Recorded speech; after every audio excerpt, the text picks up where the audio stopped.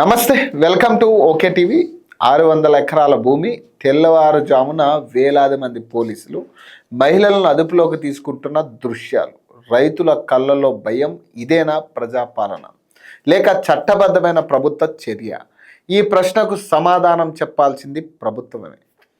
Court ఉత్తర్వులపై ప్రభుత్వం పూర్తి వివరణ ఎందుకు ఇవ్వడం లేదు? రైతుల వాదనను బహిరంగంగా ఎందుకు వినడం లేదు? ఇంత భారీ పోలీస్ బందోబస్తు అవసరం ఎందుకు వచ్చింది? ప్రజలను ఒప్పించి సమస్య పరిష్కరించాల్సింది పోయి ముందుగా పోలీసులను పంపడం సరైన విధానమా? భూమి నిజంగా ప్రభుత్వానిదే అయితే అన్ని రికార్డులను ప్రజలకు ఎందుకు విడుదల చేయకూడదు? సో ఇన్ని ప్రశ్నలు ప్రతి ఒక్కళ్ళ మైండ్లో మెదులుతూ ఉంది. ఈరోజు తెలంగాణ రాజకీయాల్లోనే కాదు, రాష్ట్ర పరిపాలనలో కూడా పెద్ద చర్చకు దారితీస్తున్న అంశం శంషాబాద్ మండలం బహదూర్గూడలోని 650 ఎకరాల భూమి. ఒకవైపు ప్రభుత్వం ఇది ప్రభుత్వ భూమి, చట్ట ప్రకారం రక్షించాల్సిందే అంటుంది. మరోవైపు రైతులు ఇది మా జీవనాధారం, మా పట్టాల భూమి, కోర్టు స్టేటస్ కో ఉన్నప్పుడు కూడా ఎలా ఫెన్సింగ్ వేస్తారు అని ప్రశ్నిస్తున్నారు. అయితే అసలు నిజం ఏంటి? ఈ 650 ఎకరాల వెనుక కథ ఏంటి? ఎందుకు ఇంత భారీ పోలీస్ బందోబస్తు? ఎందుకు తెల్లవారుజామునే ఆపరేషన్?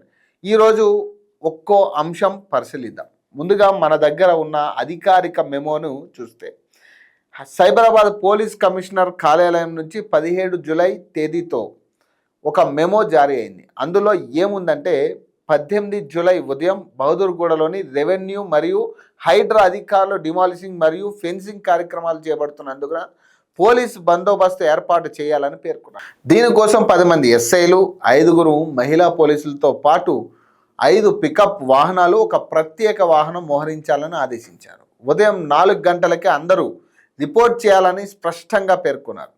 ఇక్కడ ఒక విషయం గుర్తుంచుకోవాలి, పోలీస్ బందోబస్తు ఏర్పాటు చేయడం అంటే అది ఒక్కటే అక్రమ చర్యకు నిదర్శనం కాదు. శాంతి భద్రతల కోసం కూడా ఇలాంటి ఏర్పాట్లు చేస్తారు. ఇప్పుడు రైతులు ఏమంటున్నారో ఒకసారి విందాం. రైతుల ప్రకారం ఈ భూమిపై చాలా ఏళ్లుగా తమకు హక్కులు ఉన్నాయని, పట్టాలకు సంబంధించిన వివాదం కోర్టులో ఉందని, స్టేటస్ కో ఉత్తర్వులు ఉన్నాయని చెబుతుంది.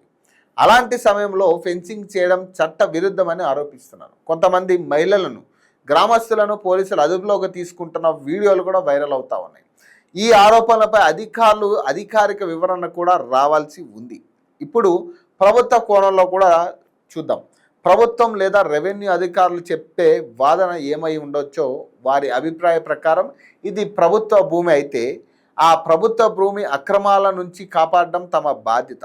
చట్ట ప్రకారం భూమి ప్రభుత్వానికి చెందినది రికార్డులు చెబితే ఫెన్సింగ్ ఏర్పాటు చేయవచ్చని ప్రభుత్వం భావించే అవకాశం ఉంది. ఇక్కడ అసలు కీలకం revenue records, court orders, survey reports. ఇప్పుడు అందరూ మాట్లాడుతున్న అంశం స్టేటస్ కో. స్టేటస్ కో అంటే ఏమిటి? సాధారణంగా ప్రస్తుత పరిస్థితిని అలాగే కొనసాగించమని కోర్టు చెప్పడం. అయితే ఆ ఉత్తర్వులు ఈ మొత్తం 650 ఎకరాలకు వర్తిస్తుందా లేదా కొంత భాగానికైనా ప్రభుత్వానికి మినహాయింపులు ఉన్నాయా? ఇవి అధికారిక కోర్టు పత్రాల్లో స్పష్టంగా కనపడుతుంది. ఇక్కడ ప్రజలు అడిగే ప్రశ్న మాత్రం ఒకటే, భూమి ఎవరిది? రికార్డులు ఏమంటున్నాయి? కోర్టు ఏమంటుంది? ఇవే చివరకు నిర్ణయాత్మకంగా. ఈ మొత్తం వివాదంలో ఎమోషన్ కంటే డాక్యుమెంట్స్ ముఖ్యమైనవి, ఆరోపణల కంటే కోర్టు ఉత్తర్వులు ముఖ్యమైనవి, రాజకీయాల కంటే నిజాలు ముఖ్యమైనవి. 650 ఎకరాలు ఇది కేవలం భూమి వివాదం మాత్రమే కాదు, ఇది రైతుల హక్కు, ప్రభుత్వ బాధ్యత, చట్ట పరిపాలన, కోర్టు ఆదేశాలు అమలు, ఇవన్నీ ఒకేసారి పరీక్షకు వచ్చిన అంశం. కాబట్టి ఈ అంశంపై ప్రభుత్వం అధికారికంగా పూర్తి వివరణ ఇవ్వాలి. రైతుల వాదన కూడా పూర్తిగా వినాలి. కోర్టు ఉత్తర్వులు ఏవో ప్రజలకు స్పష్టంగా తెలియాలి. అప్పుడే నిజం ప్రజల ముందుకు వస్తుంది. 650 ఎకరాల కథలో గెలవాల్సింది ప్రభుత్వం కాదు, ప్రతిపక్షం కూడా కాదు, గెలవాల్సింది నిజం.